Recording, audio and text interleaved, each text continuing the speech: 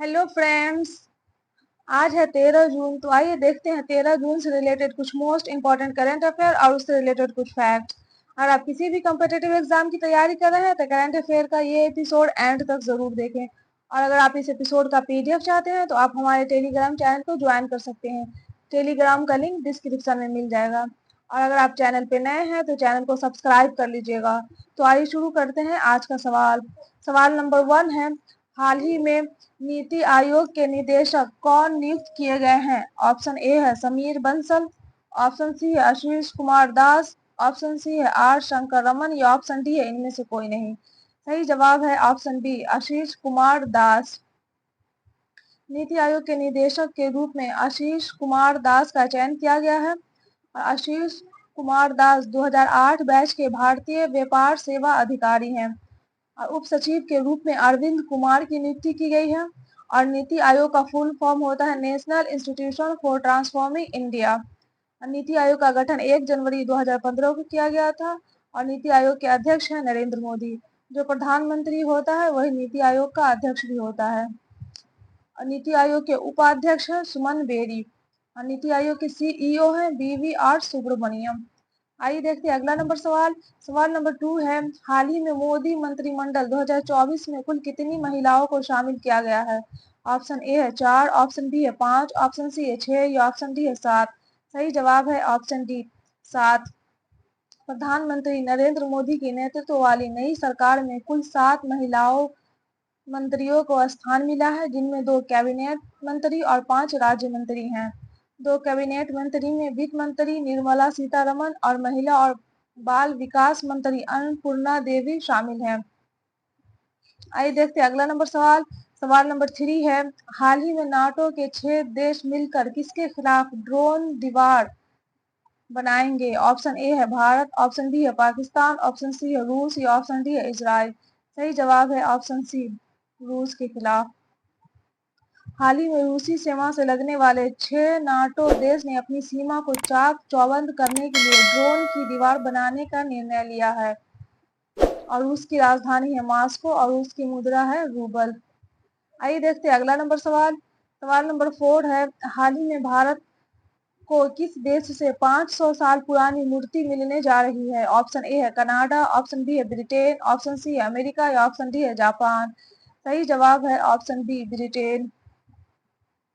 हाल ही में भारत को वापस मिलेगी 500 साल पुरानी मूर्ति। 10 जून को ब्रिटेन के ऑक्सफोर्ड यूनिवर्सिटी ने इंटरनेशनल जांच के बाद भारत को 500 साल पुरानी 1 करोड़ की मूर्ति वापस लौटाने की घोषणा की है।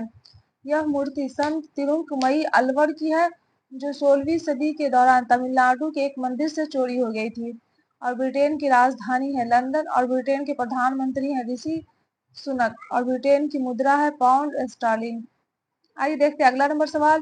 सवाल नंबर 5 है, हाल ही में FIH hockey mains junior world cup 2025 का आयोजन किस देश में किया जाएगा? ऑप्शन ए है फ्रांस, ऑप्शन बी है न्यूजीलैंड, ऑप्शन सी है भारत या ऑप्शन डी है बांग्लादेश।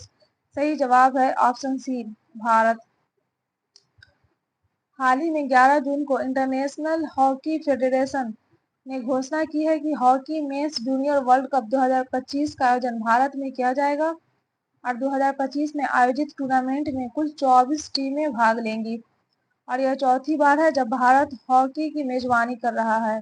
भारत इससे पहले 2013, 2016 और 2021 में FIH hockey mains juniors world cup की मेजबानी कर चुका है। और FIH hockey mains juniors world cup की शुरुआत 1989 में हुआ था और इसके आयोजन करता है इंटरनेशनल हॉकी फेडरेशन। और पिछले साल 2023 में इसका आयोजन मलेशिया में किया गया था। आइए देखते हैं अगला नंबर सवाल।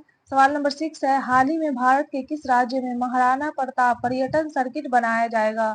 ऑप्शन ए है बिहार, ऑप्शन बी है झारखंड, ऑप्शन सी है उत्तर प्रदेश या ऑप्शन डी है राजस्थान। सही जवाब है ऑप्शन डी, राजस्थान।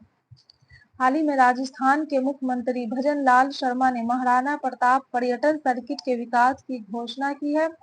और यह सर्किट लगभग 100 करोड़ की लागत से बनाया जाएगा। महाराणा प्रताप पर्यटन सर्किट के तहत मेवाड़ के महाराणा प्रताप के जीवन से जुड़े स्थानों का विकास किया जाएगा। आइए देखते हैं अगला नंबर सवाल। सवाल नंबर 7 है, हाल ही में चर्चा में रहा लेप्टोस्पाइरोसिस संक्रमण किसके कारण फैलता है? ऑप्शन ए है फंगस, ऑप्शन बी है बैक्टीरिया, ऑप्शन सी है प्रोटोजोआ या ऑप्शन डी है वायरस। सही जवाब है ऑप्शन बी, बैक्टीरिया। हाल ही में केंद्र सरकार ने लेप्टोस्पाइरोसिस के संक्रमण को लेकर राज्य को अलर्ट जारी किया है और स्वास्थ्य महानिदेशालय के अनुसार इस संक्रमण से उत्तर प्रदेश, तमिलनाडु, महाराष्ट्र, पंजाब, राजस्थान, मध्य प्रदेश और केरल सहित करीब 11 राज्यों में सबसे ज्यादा प्रभावित लोग हैं। और लेप्टोस्पाइरोसिस इन्फेक्शन यह एक संक्रामक रोग है जो बैक्टीरिया जनित है, जो अक्सर गंदे पानी, गंदे खाना या जानवरों के संपर्क से फैलता है। और इस बैक्टीरिया का नाम लिप्टोस्पिरा है और इस बीमारी से लीवर और किडनी सहित कई अंगों को नुकसान पहुंचता है। आइए देखते हैं अगला नंबर सवाल। सवाल नंबर 8 है, हाल ही में किस देश के उपराष्ट्रपति का एक विमान दुर्घटना में निधन हो गया है? ऑप्शन ए है अंगोला, ऑप्शन बी है पेरू, ऑप्शन सी है मलावी या ऑप्शन डी है युगांडा। सही जवाब है ऑप्शन सी, मलावी। हाल ही में 11 जून को अफ्रीकी देश मलावी के उपराष्ट्रपति साउलेस क्लास चिलीमा समेत 9 लोगों की प्लेन क्रैश में मौत हो गई है। और 10 जून को एक सैन्य प्लेन चिलीमा को लेकर राजधानी लिंगवे से रवाना हुआ था और रास्ते में ही प्लेन क्रैश हो गया। आइए देखते हैं अगला नंबर सवाल।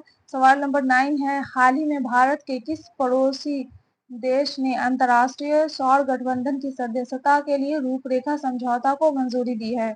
ऑप्शन ए है भूटान, ऑप्शन बी है नेपाल, ऑप्शन सी है म्यांमार या ऑप्शन डी है बांग्लादेश। सही जवाब है ऑप्शन बी, नेपाल। हाल ही में नेपाल की संसद ने अंतर्राष्ट्रीय सौर गठबंधन सदस्यता के लिए रूपरेखा समझौते को मंजूरी दी है और इसका उद्देश्य सौर ऊर्जा के उपयोग को बढ़ावा देना है।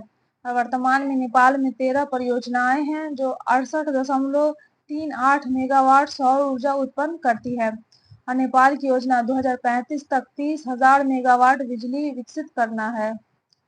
आइए देखते हैं अगला नंबर सवाल। सवाल नंबर 10 है, हाल ही में उड़ीसा के नए मुख्यमंत्री कौन बने हैं? ऑप्शन ए है चंपई सोरेन, ऑप्शन बी है नवीन पटनायक, ऑप्शन सी है मोहन चरण मांझी या ऑप्शन डी है विष्णुदेव साय। सही जवाब है ऑप्शन सी, मोहन चरण मांझी। हाल ही में उड़ीसा के नए मुख्यमंत्री मोहन चरण मांझी बने हैं।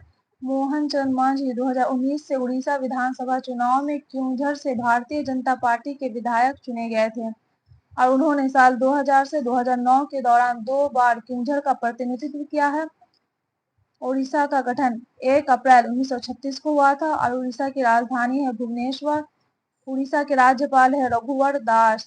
उड़ीसा में विधानसभा की 147 सीटें हैं और राज्यसभा की 10 सीटें हैं और लोकसभा की 21 सीटें हैं।